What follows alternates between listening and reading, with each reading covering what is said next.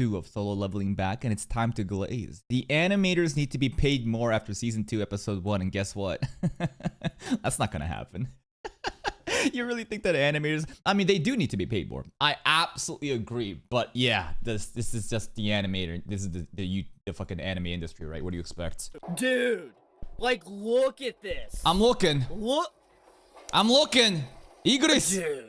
Dude, the color scheme with the... I would argue that the bear boss using his like AoE like impact move was like one of the better moments.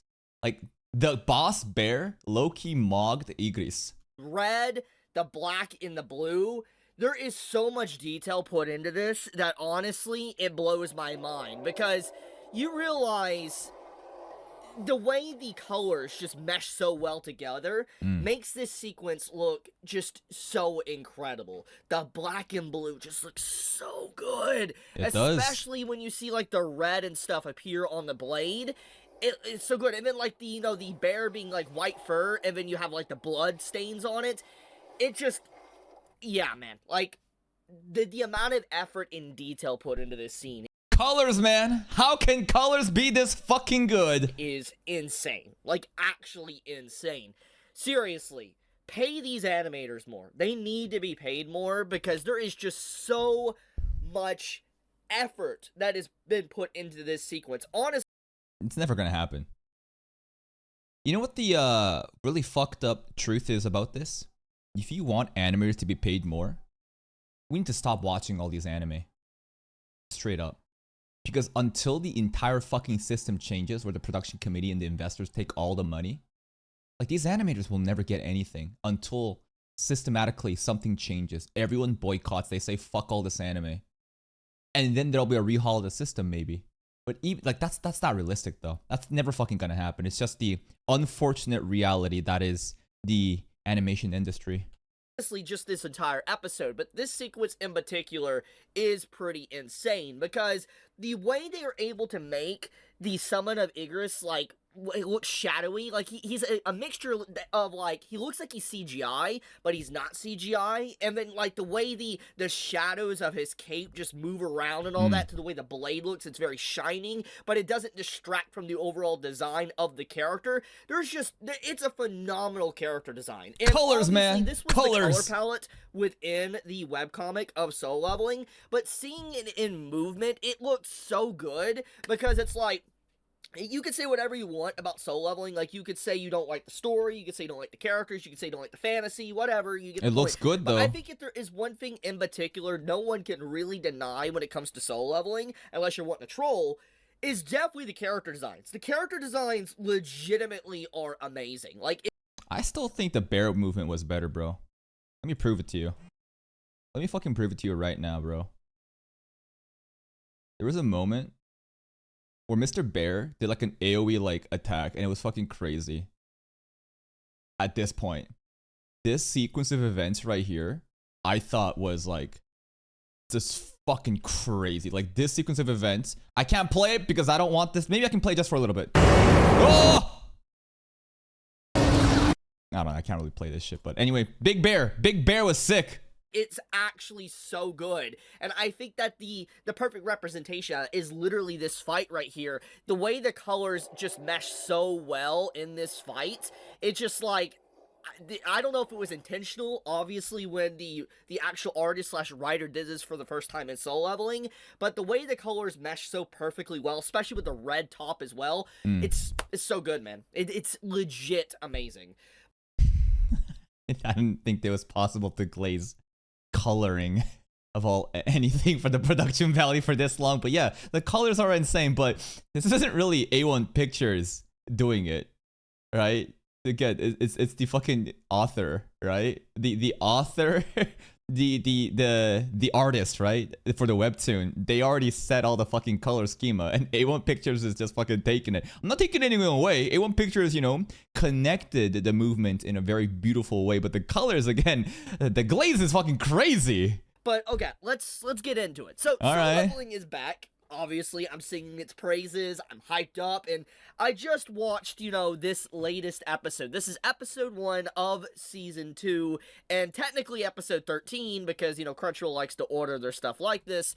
But anyways, Soul Leveling is back, and a lot of people seem to be kind of whiplashed by that. Not a lot of people apparently seem to have been aware that Soul Leveling was returning today, but yeah, it is returned. It's back, and we can expect it literally every single Saturday for this entire anime season. Solo Leveling Saturdays. Now, there is a few things I do want to point out. So, obviously, Soul Leveling, if you are unaware, they are being animated by A1 Pictures. Yep. Producers are Aniplex.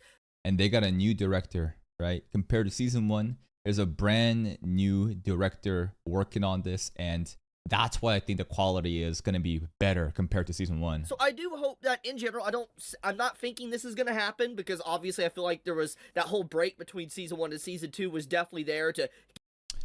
No, isn't there a brand new animation director that wasn't part of the season 1 project? His last name starts with like a U or something.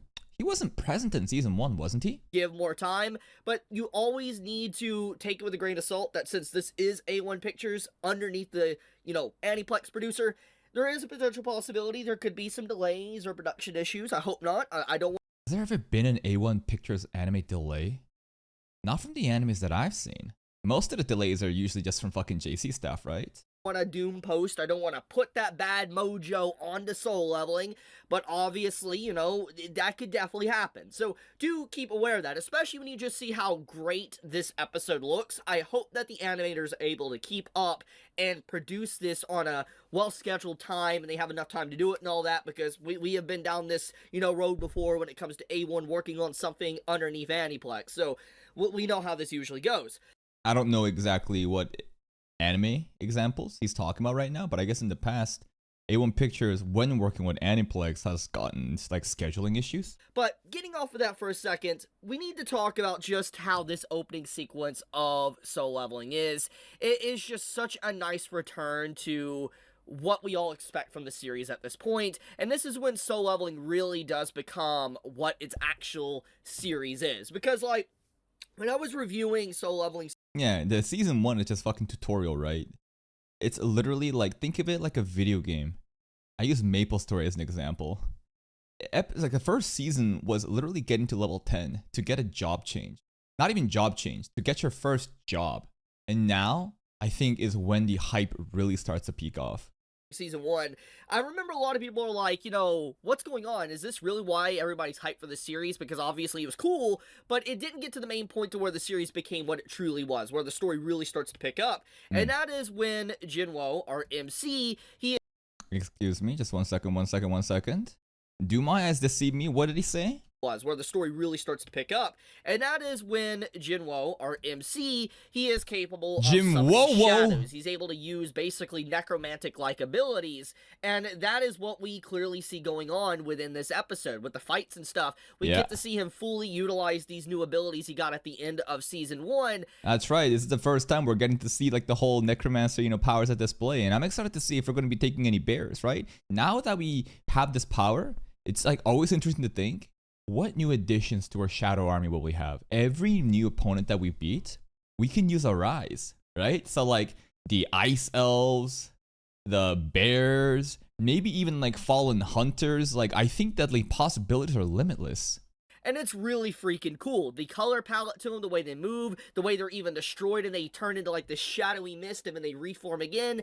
It's just nice. It is a really nice sequence to showcase what he's becoming, how strong he's becoming, but also now we finally get the full extension of his abilities instead of what we were just seeing at the beginning of season 1. So yeah, we could see how he has grown considerably since then. And also his moniker of Soul Leveling, the title of the series, it makes a lot more sense. Because, like, if you're a necromancer, you're able to, like, use shadows and summons and stuff, you technically don't need a party. I mean, think about this. Like, let's really put this into, consideration. there was a lot of world building and lore we got with, season 1, that only a certain amount of people can enter into certain gates. Like, you need like 10 or 5 members or whatever. You need enough members to enter into a gate. Like So a queue, theoretically, like a if lobby. he wanted, if he could skirt around it, he could use his summons as members. So he can easily get into gates and say he has enough members and stuff to get into something. Yep. So like he can easily soul level and take gates on his own, since he's capable of magic like this. He's capable of summoning things to be able to fight for him, and basically indefinitely summon them as long as he has mana. And to be fair, he definitely probably has mana potions and stuff to be able to get his mana back. We need to keep checking that shit. The rate at which the mana was decreasing using the power was actually fucking crazy. Really regretting not putting enough stats into int in the beginning, but I think that like what he did, investing it into strength and dex and all these other things, is actually so good.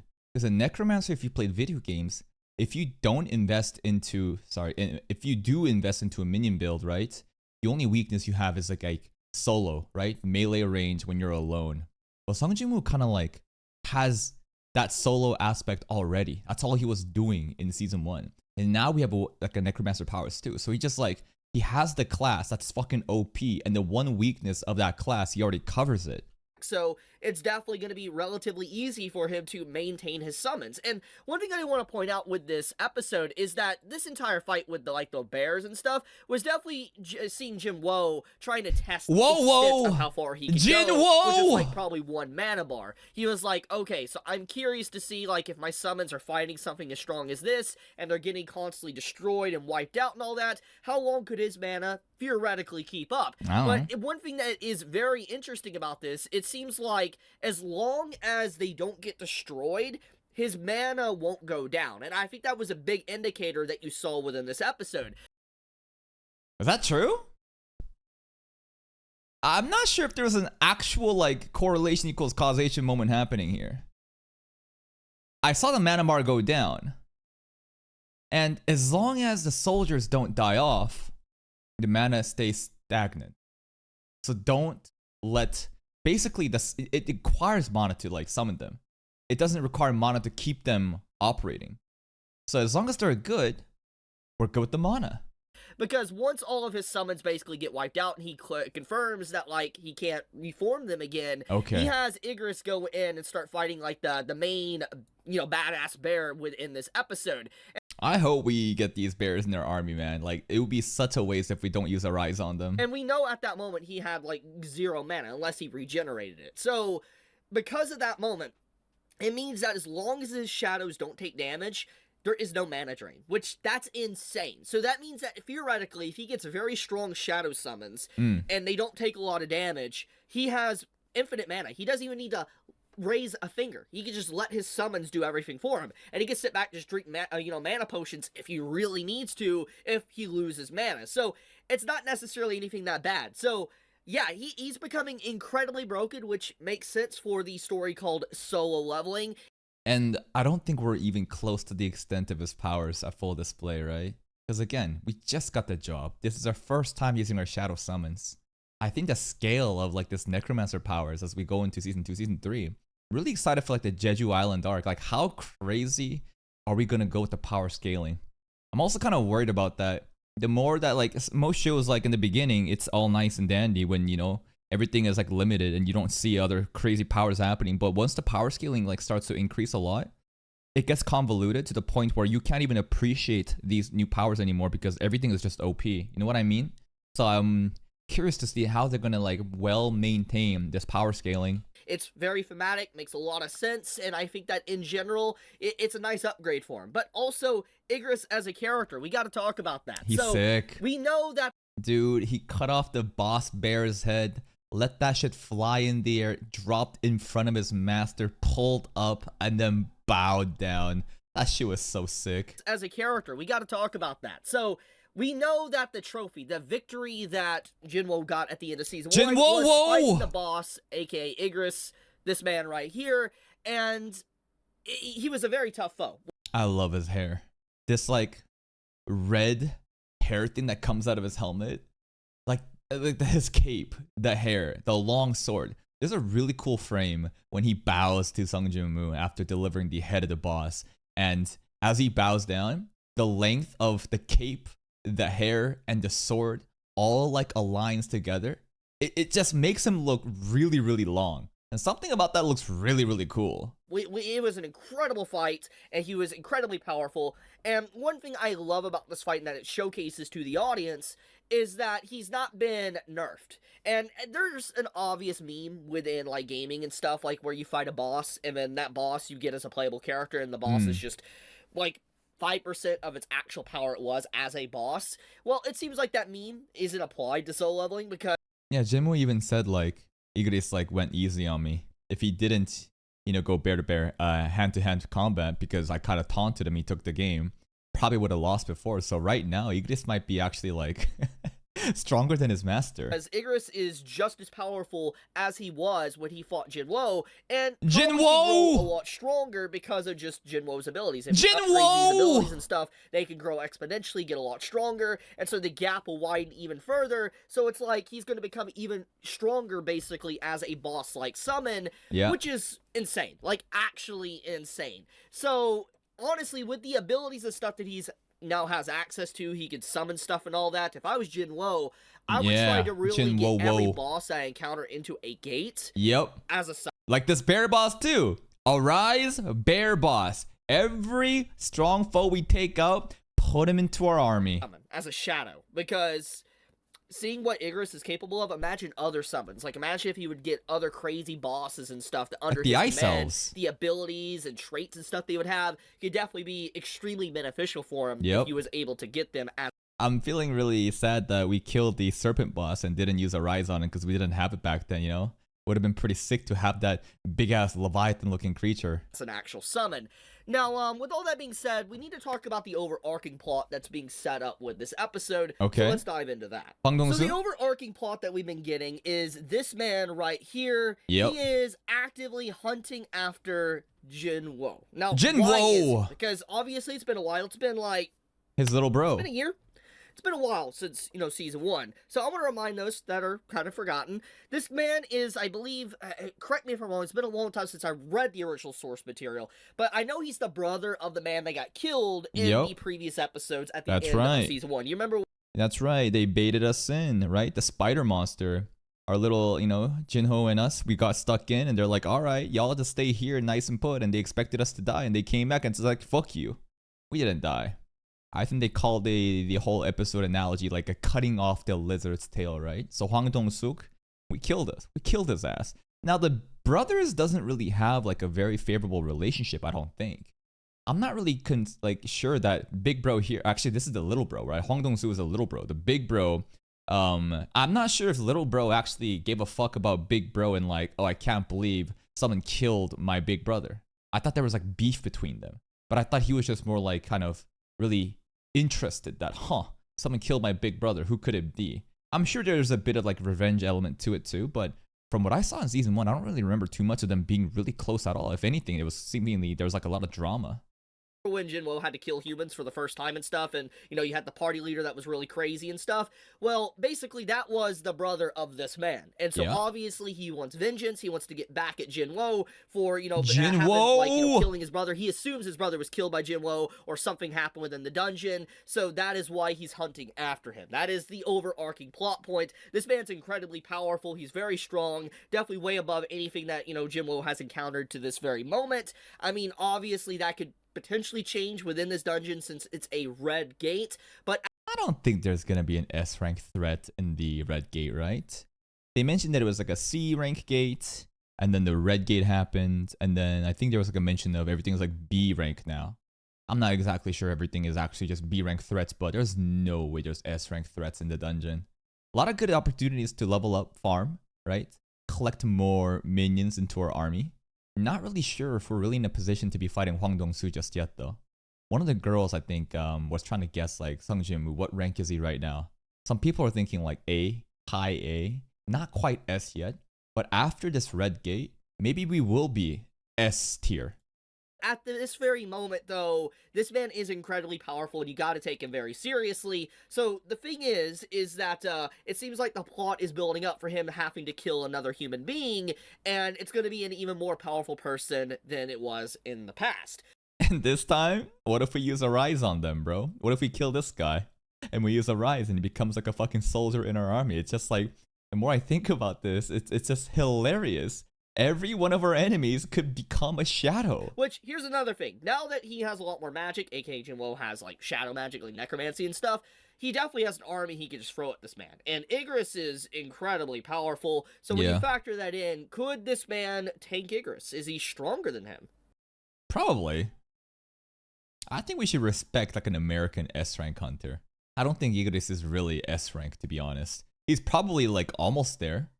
Maybe he is S-ranked here.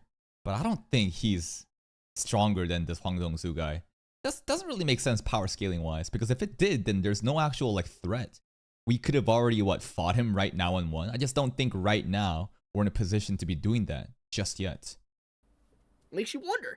But yeah, that's where the plot is currently building up, and then the long-term plot is building up to like the island with the ants and how they're able to fly from the island. That shit's been like set up from the beginning of episode 1, man. It is actually crazy that since the beginning of season 1, literally like it was at Jeju Island.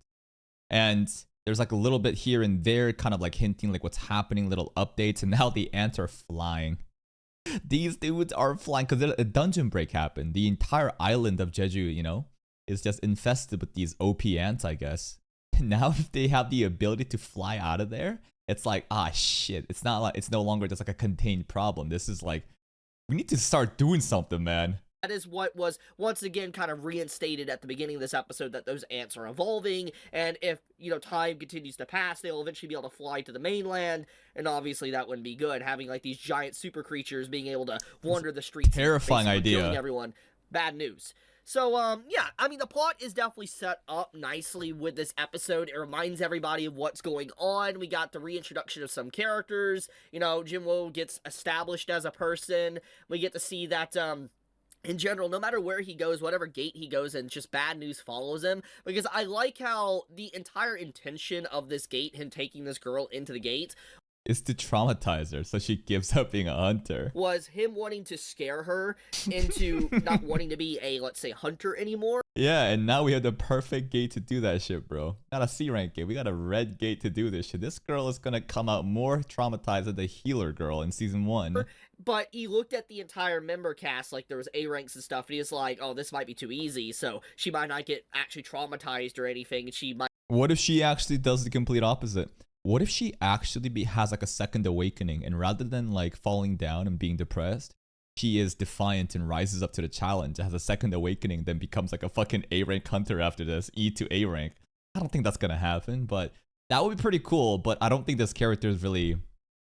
I just don't see the author positioning this character like that. Might want to continue being a hunter, but as soon as he enters into the gate, like 30 seconds later, the gate turns red, and it's just like, that's hilarious, because it's like, you know, what ironic timing. He was worried that it would be too easy, but then a red gate appears that literally locks them all in there, and months can pass while, you know, everybody else is outside of the gate, like maybe a few hours have passed while months pass inside. Wonder why it became a red gate, though. Did they explain it at all? It seemed like a random chance, right? Like a very interesting thought is like, what if the gate like reacted to Sung Jin Moo? Because like obviously on paper he's E rank, but we know he's not really E rank at all. What if the gate was like, there's an influx of really powerful people coming in. Fuck it, it's time to become red gate. Maybe? I don't know if that's really true. So it's crazy. It's legitimately insane. I have to wonder, like, does bad things follow Jinwoo? Like, is this intentional, or is it just coincidence that this is happening? I don't know. It'd be really cool if the gate actually responded to Jinwoo, because it's like, you know, like, is it just coincidence? I mean, I was a little bit disappointed that it was a C rank gate in the beginning. I was like, oh man, we're just gonna go in there to take out some fodder. Then a flicker of red lightning happened. I was like, ah, shit. So this is the red gate. It does make you wonder. But I'm going to leave it at that. Great start to Solo Leveling. Amazing stuff. Yeah. It is going to be fun talking about this every single week now going forward on a Saturday. Cannot wait to see episode 2 of season 2. But I'll leave it at that. Love you guys. Be safe. That's pretty much it. Solo Leveling. The color glaze was unreal from Chibi, but I mean, hey, the color designs, they do look very crisp. Hats off to the illustrator, the artist for Solo Leveling. The episode itself was really hype. It was really fun. I'm glad that they took no time to, set up stuff and immediately went into, the action of it. First episode in season 1, a lot of people were disappointed because they felt like they were let down. Where's the big hook? Where's the big, intro hype? That came in this episode 2, right? This episode was like getting us back into the whole setting, and Jinmu just showing up at the school, being so hot, wearing his drip, all the girls just fucking gushing. Then boom, we go into the red gate and everything is set up for Jinmu to pop off. And yes, Solo Leveling is looking so fucking good for season 2. I hope the quality will be even better. And goddamn, Sister Leveling right now. We had a lot of fun reacting to Sister Leveling, and now Jinna's whole perception has been changed. I'll see you next time. Here's a link to Chibi's video. Please give it a like. Go check his channel out. I'll see you next time.